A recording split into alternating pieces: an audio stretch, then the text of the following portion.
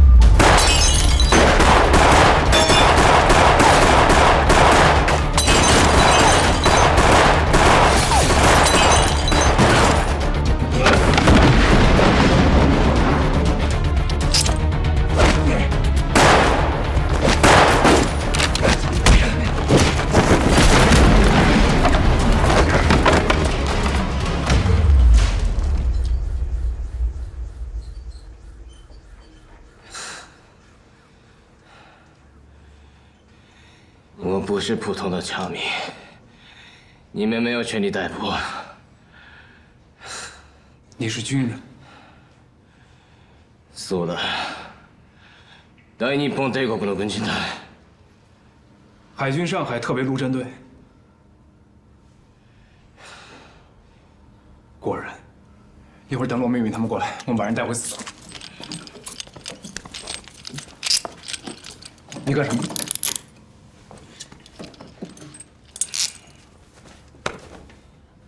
司所处理不了你的案子，我把你带到16部分局。你要把人交给16部分局，这本来就是分局的案子。你看着我回答。你要把人交给冯广云。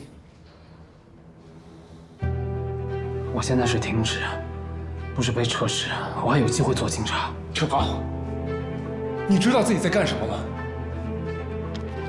二伯他们会帮你打开的。走，车高。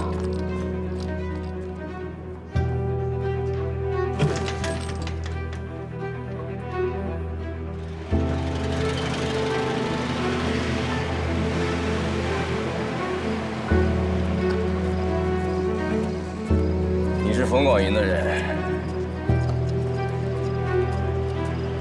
你明白我的意思？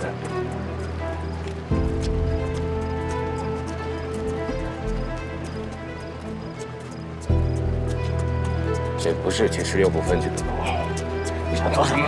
我明明在赵黄梅找你算呢！你给老子闭嘴！走！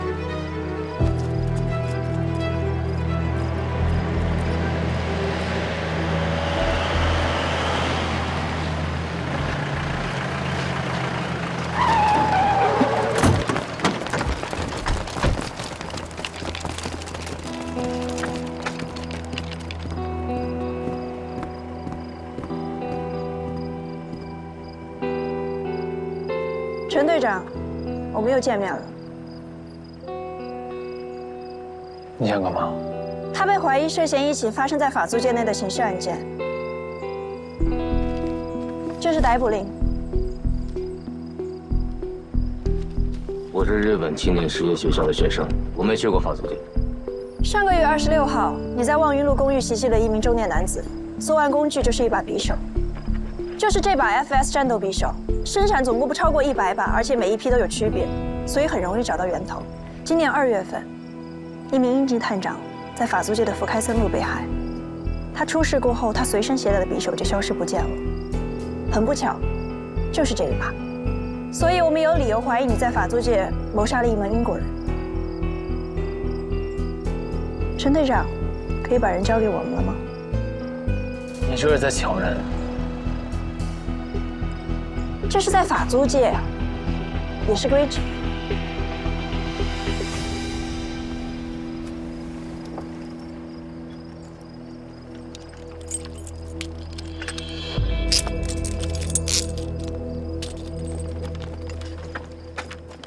收队。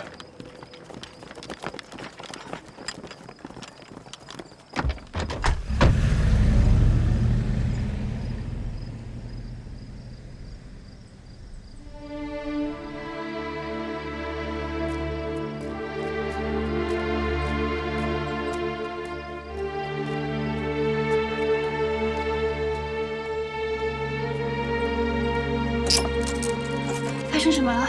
队长呢？日本人呢？陈浩把人带走了。谁把你铐在这儿了？我们刚才被人锁在走廊里了，不知道哪个小错干的。是谁把你铐在这儿的？陈浩已经把人交出去了。交出去？交给谁啊？事情结束了，都回去吧。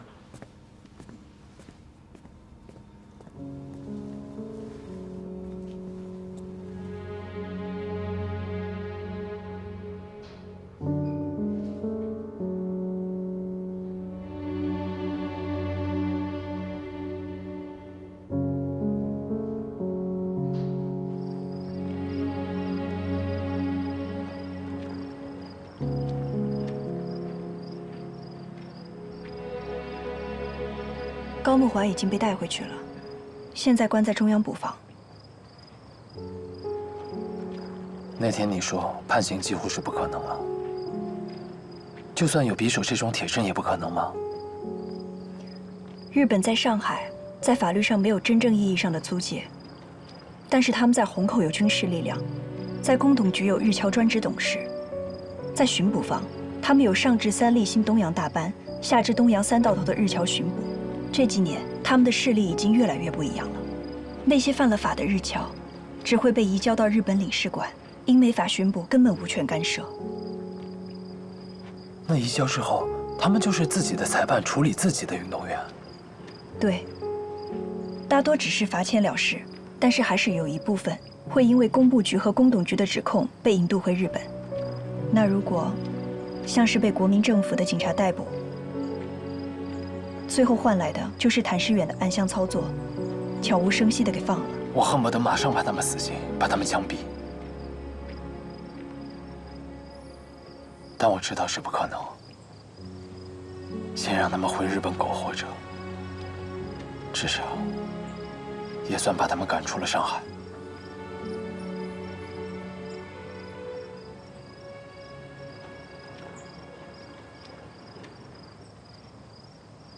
其实这件事情，向远生是付出最多的人，但是现在我可能不能告诉他。如果向远生知道谭世元有问题，他会利用自己的条件去调查他，这会带来太多变数，不利于我们救人。利用他的条件？对。陈浩，你可能不知道向远生的身份。我知道。组长是在军政部次长家里被捕的，虽然向远生没有说过，但我能猜到，他应该就是军政部次长的儿子。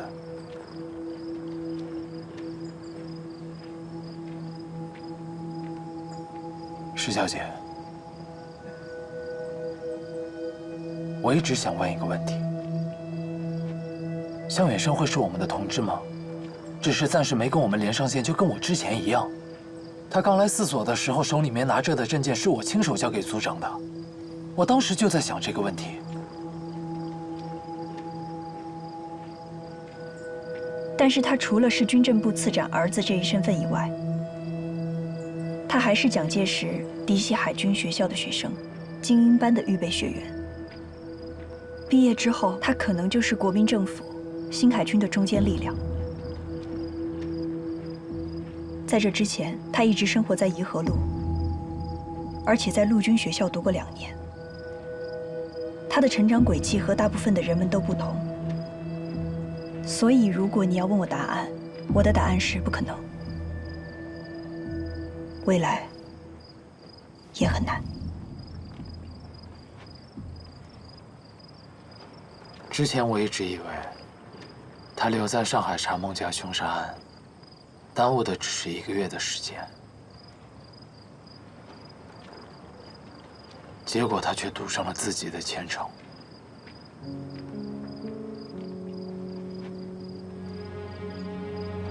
向远生虽然和我们是2条路上的人，但是我们的目标是相同的，只是出于对组织的保护，我们既不能告诉他，也不能让他参与其中。我明白，不管是出于对组织的保护，还是他自己，都不能让他卷进谭世远的事。我会让他离得越远越好。只不过，我已经把他当作生死之交了。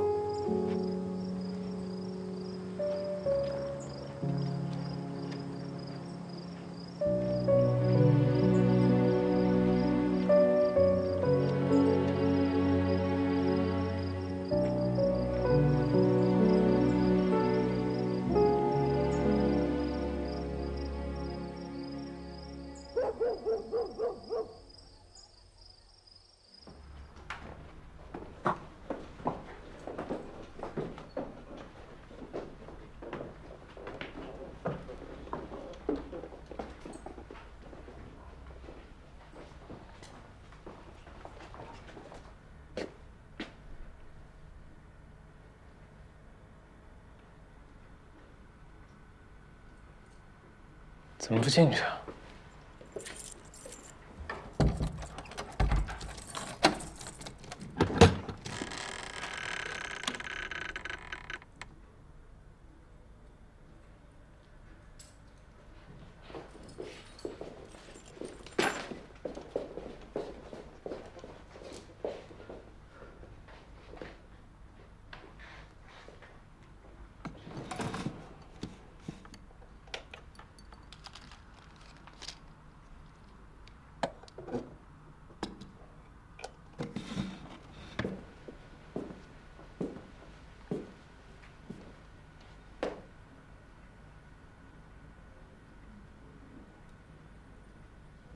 本来想把人叫到分局，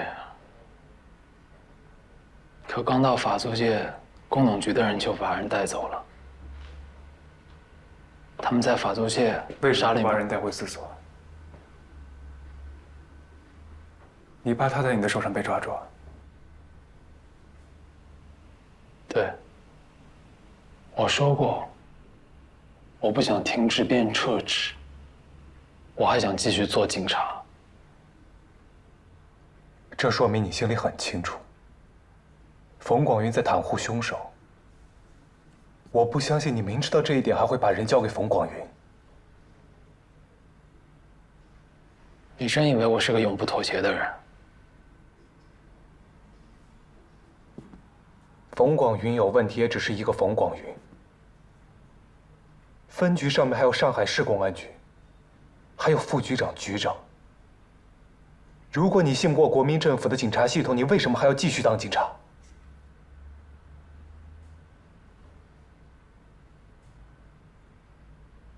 那2个日本人会被控告谋杀，最好的结果就是把他们引渡回日本。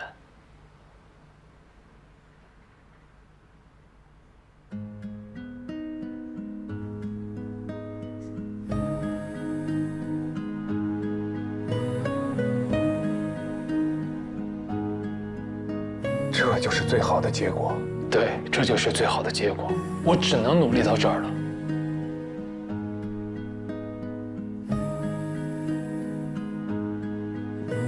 我们查了这么久，现在已经走到最后一步，最后一步就差一步。你要妥协，为什么不早点妥协？非要等到现在，让我们所有人的努力都白费？我是认为头脑发热，但我不是傻子，我清楚自己该干什么。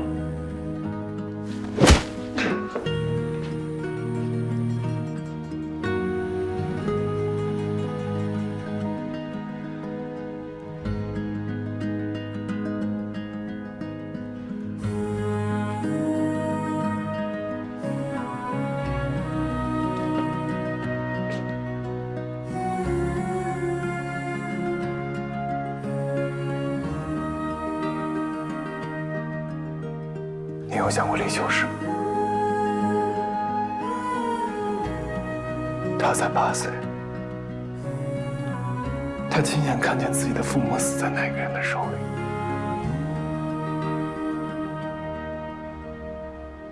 还有罗明明，他为了抓住凶手，差点被打死，他都不肯松手。你想过他们俩吗？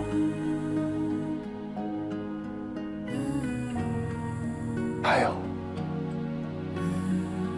已经死了的当铺伙计和麻将馆老板，这个结果对不起所有人。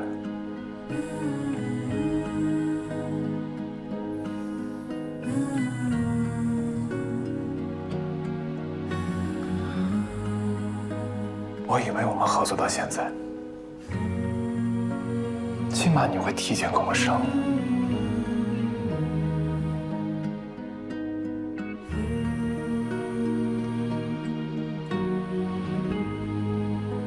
你做警察只是玩玩而已，这不是你最想干的事情。上海待不下去了，你可以回南京，可我跟你不一样，这是我的前途，我不闹前途开玩笑。我不需要跟任何人商量，从今以后都不想提这件事。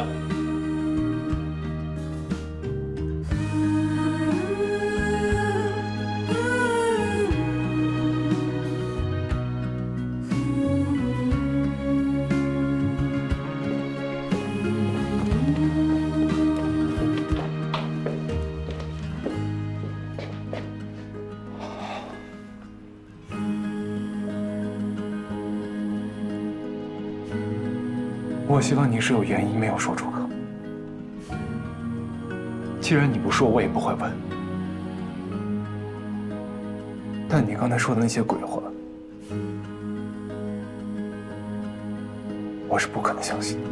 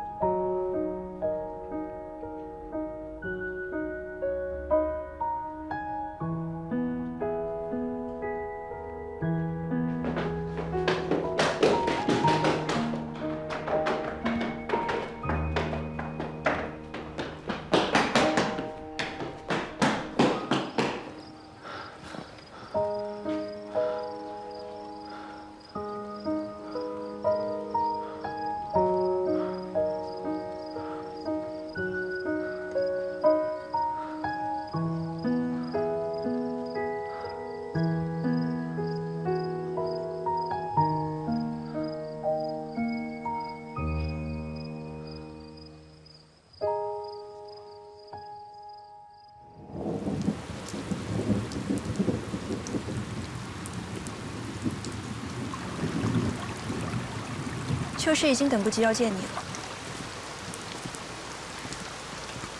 我已经帮他买好去香港的船票，那边有孟先生和孟太太信得过的朋友，现在一切安排妥当。什么时候出发2天之后。另外，关于那2个日本人，警务处已经查清了，他们是海军上海特别陆战队的人，邱氏父母是法租界的重要纳税人，公董局知道他们遇害，也感到愤怒，毕竟这也伤害了他们的利益。再加上在法租界有产业的其他商人也开始向公董局施压，要求保护纳税人，所以现在公董局开始和日本领事馆提出交涉，一是要求严惩凶手，二是要求不得干涉纳税人的资产。我知道这是你在公董局争取到的结果，谢谢。应该是我说谢谢才是。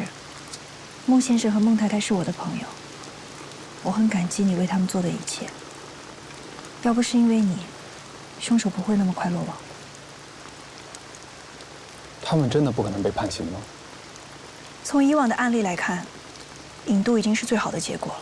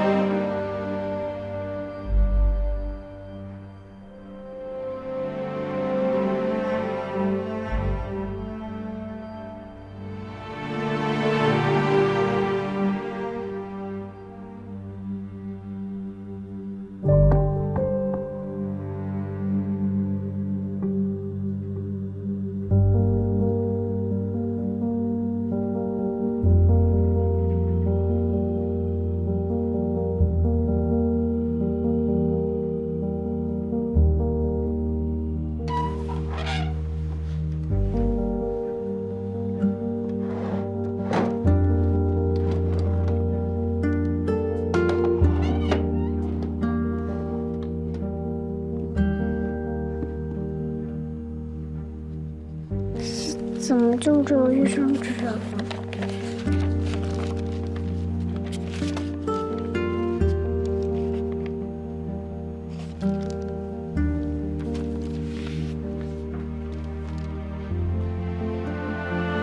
狗力设计，死生已至。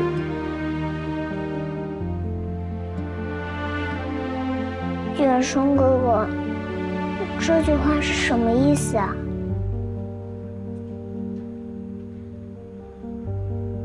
如果一件事情对国家有利，个人或生或死，都会去做的。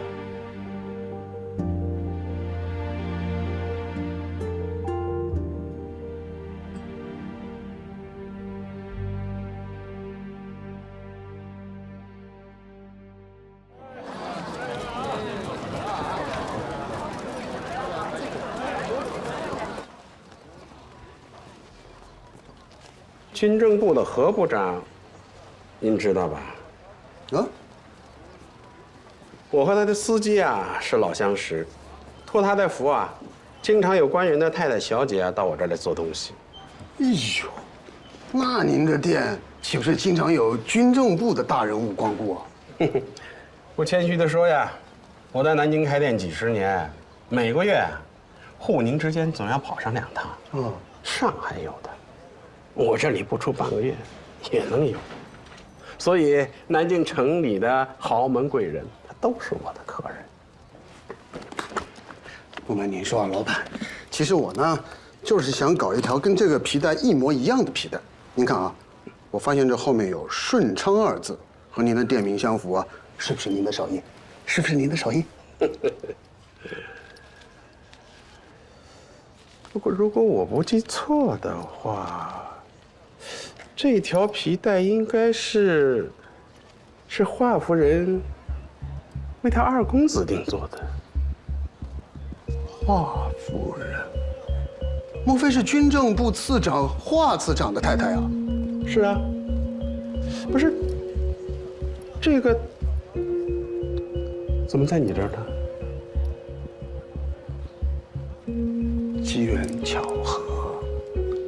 机缘巧合呀！老板，给我2辆尺寸。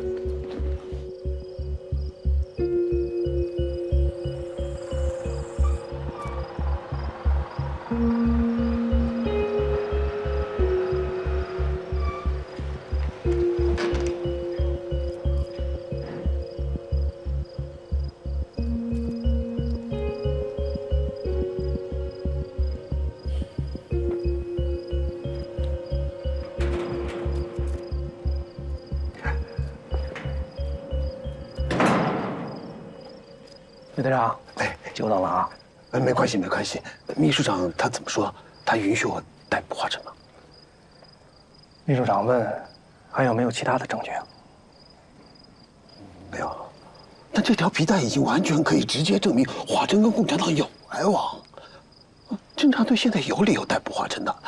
你告诉郭秘书长一声，就说我逮捕张润金到现在时间很短，华晨很有可能完全没有发现我掌握了他的证据，现在逮捕他是最佳时机。邓明远跟华珍之间除了是师生关系之外，您还有没有查到他们之间有没有其他的关系啊？那倒没有。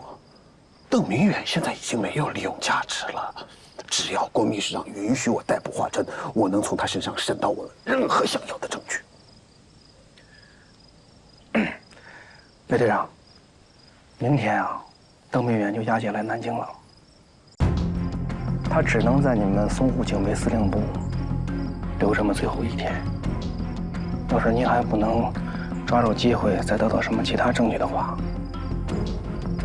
恐怕秘书长不会同意您逮捕华珍的。皮带不够是吗？秘书长办事一向要求稳妥。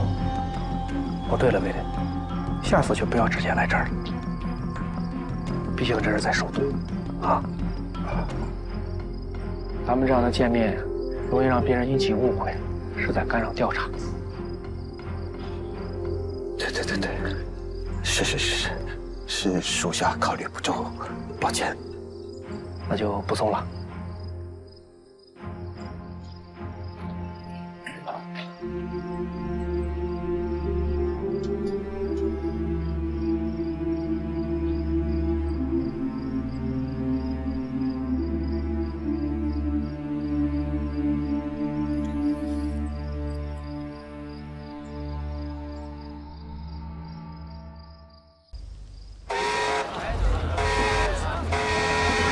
查到华珍搬哪去了吗？查到了，金门饭店。邓明远那边什么情况？南京来的人已经办完全部交接手续，再有1个小时就出发。高平顺，你赶快回去向参谋长汇报我们在南京的最新进展，务必给我再争取1个小时。知道了。我得再审一遍邓明远。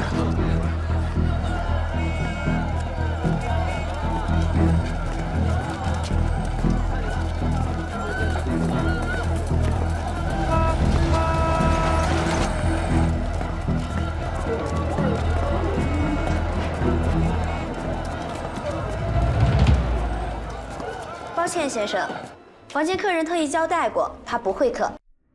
我有急事。饭店有规定，我们确实不能告诉您房间号。我是为政府工作的，淞沪警备司令部未待请。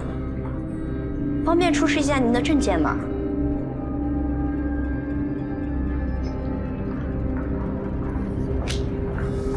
谢谢。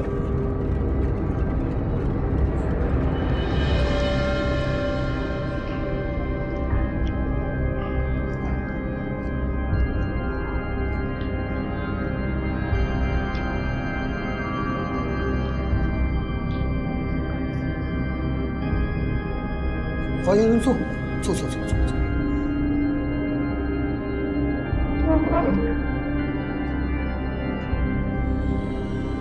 我不记得跟魏队长打过交道，找我有什么事儿吗？华先生，我们俩见过，那天在南京，你家？那天正好是华次长的寿宴。不过我是去执行任务的，逮捕的邓明远。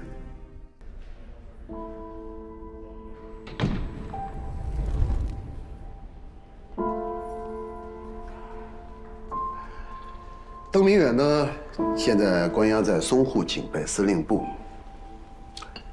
我知道啊，你出于个人的原因一直很敬重他，他毕竟教过你嘛。虽然我们跟他立场不同，但到了这一步，人也不能太过无情。那点尊师重道，我还是可以理解的。如果啊，你想见他最后一面，我可以安排。当然了，如果你想避嫌的话，那就当魏某人白跑一趟了。最后一面是什么意思？1个小时之后，邓明远即将押解南京。到了南京，即刻执行枪决。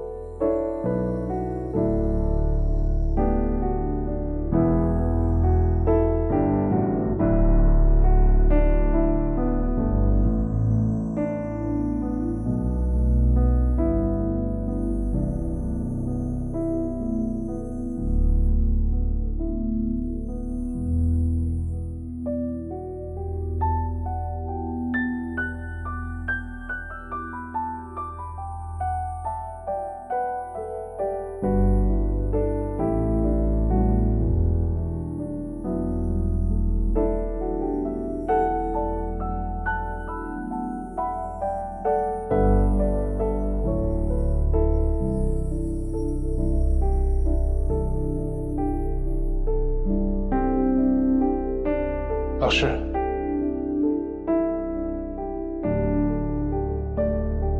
华珍，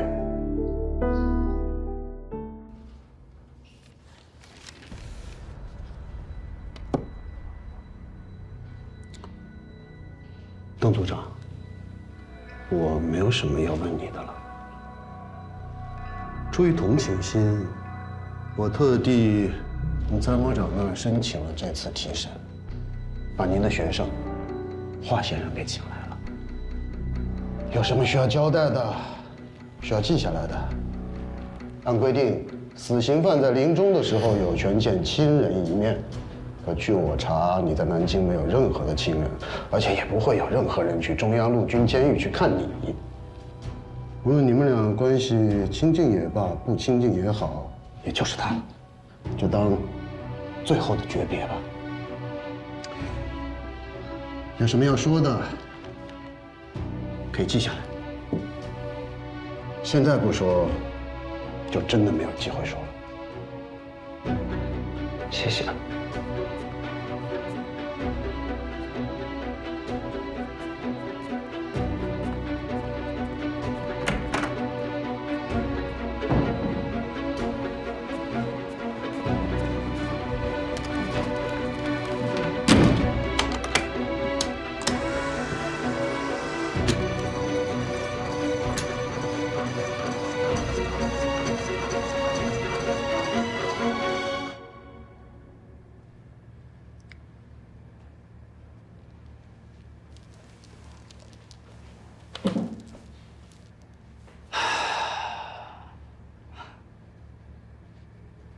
上次在南京见到你，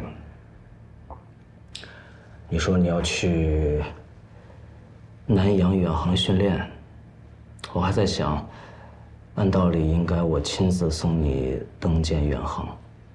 抱歉，今天我却以这样的方式跟你见面。老师，他们说您加入了共产党，是真的吗？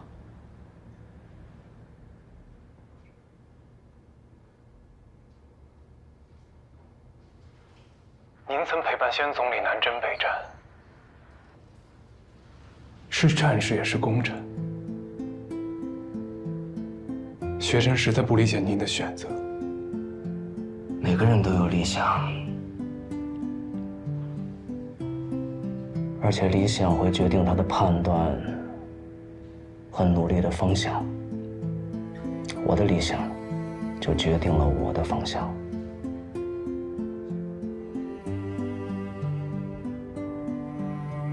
那您的理想是什么？你还记得吗？你12岁那年，随我登上永丰舰。那时候你要穷天地，保家国，那是你少年时的理想，也是我当海军时的理想。中华崛起，国泰民安。到今天，我的理想依然如此。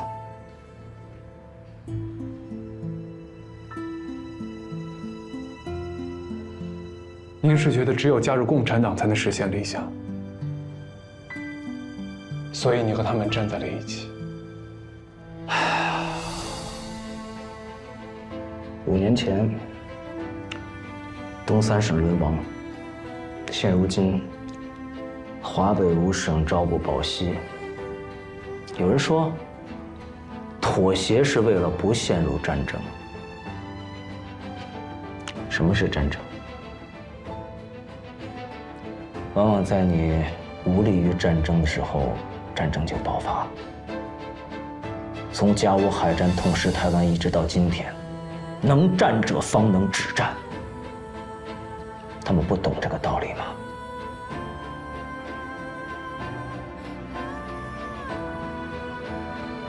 一滴是勤，由抱薪救火，心不尽，火不灭。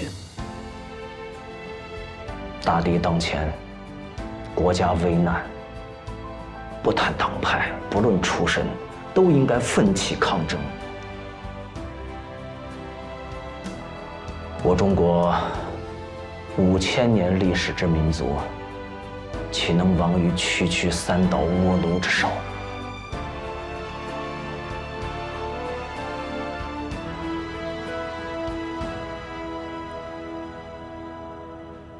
老师，在南京的时候，我曾问过你，抗日不是政治。东北沦陷，华北事变，我们终有一天会和日寇一战。如果真的到了那一天，您会重回战场吗？会，一定会。现在我终于明白了。您从未离开过战场。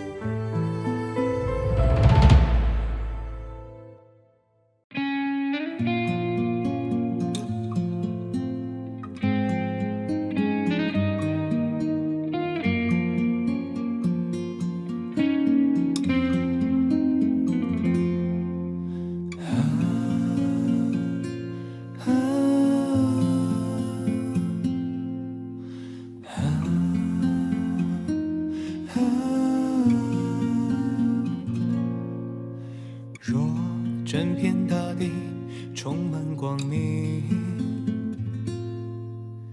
又怎会期盼闪耀的星？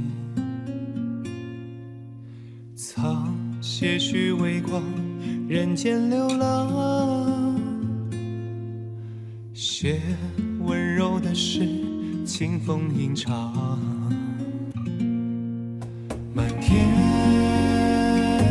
散落的星辉，无言